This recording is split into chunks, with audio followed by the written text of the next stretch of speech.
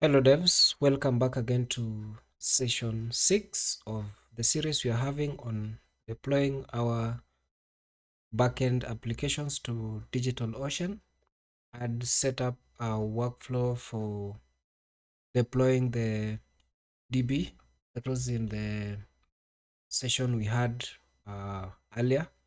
So that means we wrote part of the logic on how the services will be up. And we had said what we'll be having is Postgres, and we specified 16 here. That will be the version we're using, and the port we're exposing, and how we're getting these environment variables in here. If in case we don't have the env file located in the same location as the Docker compose file, then we can specify the env file in this manner so that Docker Compose is able to locate that file location. And then we had talked about the volumes for having the persistent state.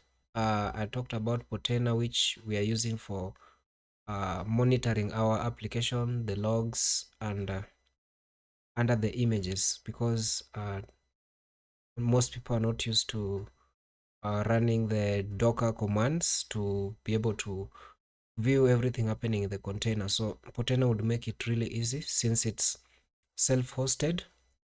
We'll expose it at port 9000. So with that, I have this already set up. So if, and also these ones, we're just reusing majorly the things we had before. So if you go to our server and list, you'll see what we have here is the SaaS backend and the SaaS frontend. So what I have here, whatever it will be putting is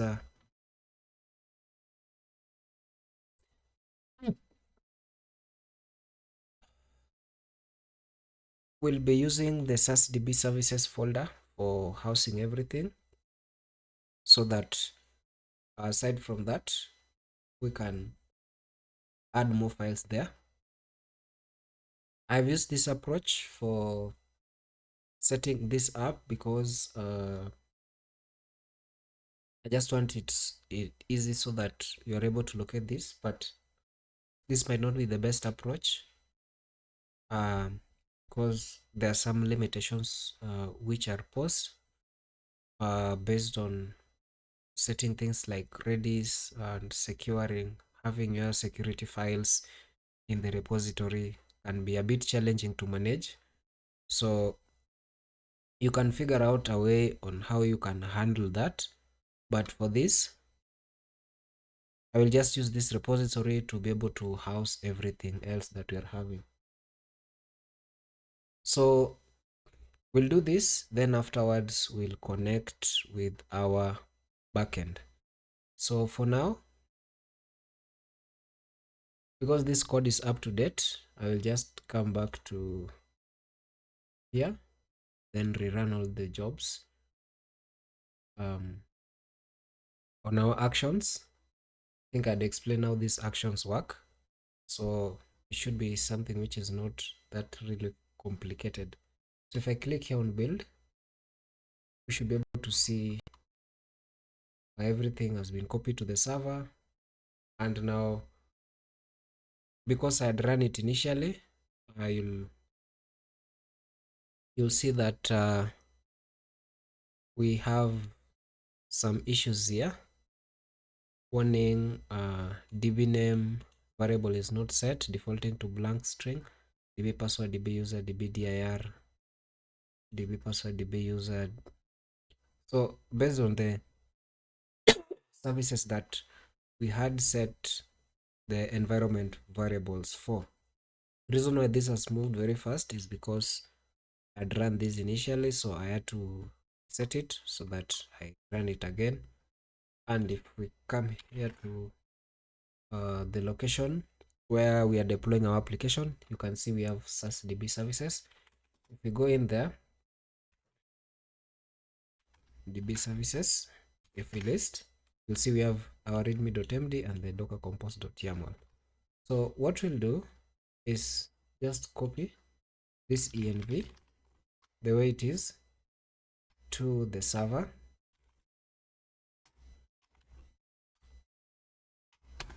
then paste and see.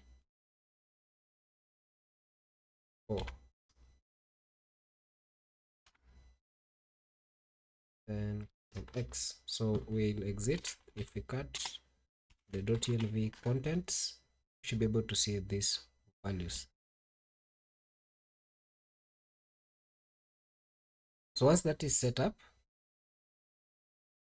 we can rerun the docker compose, or I can just run it directly from this side, so that rerun all jobs. You should be able to go and pick the values that are set.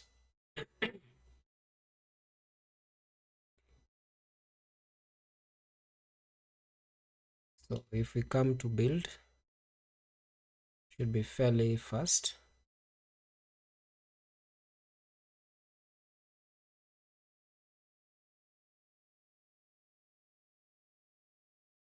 And see container has been recreated. Nothing much. Apply code to server. Then all of them are started. So I'd initially talked about Portainer. So if we try to access Portainer, we'll go to our server, then head over to port 9000.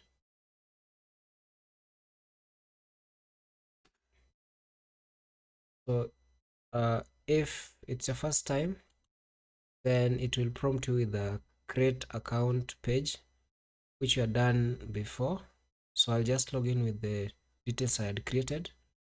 So then you'll be greeted by this. So if I click on this, you should be able to see we have 6 containers, and if you click on the containers, you'll be able to have MongoDB running, Portainer running, Postgres running, Redis running. Our backend and frontend are also running. And if we check our backend here, you can see these are the logs.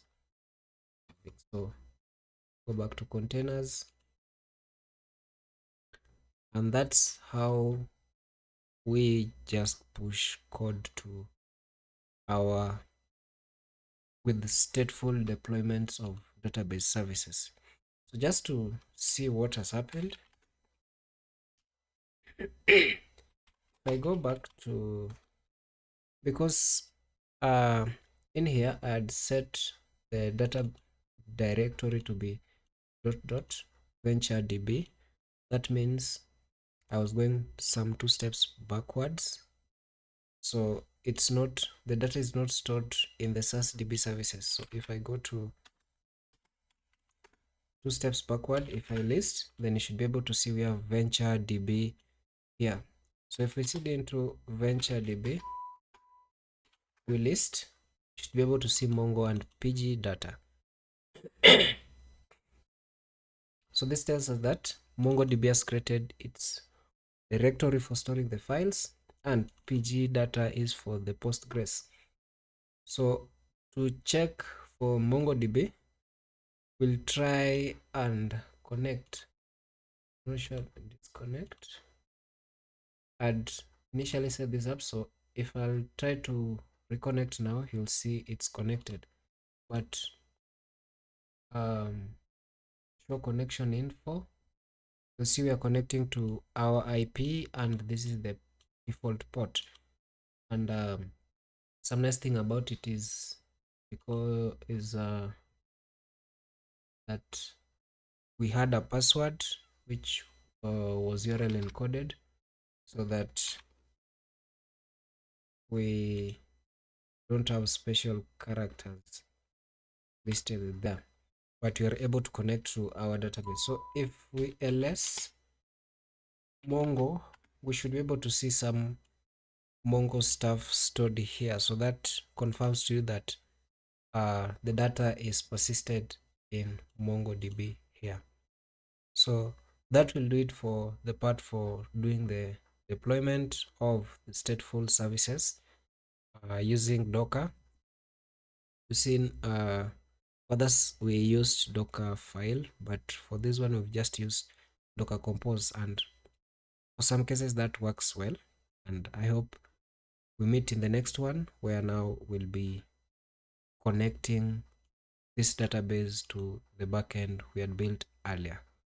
So till then, we can stop here. So if you like such kind of contents, please don't hesitate to subscribe and like for more.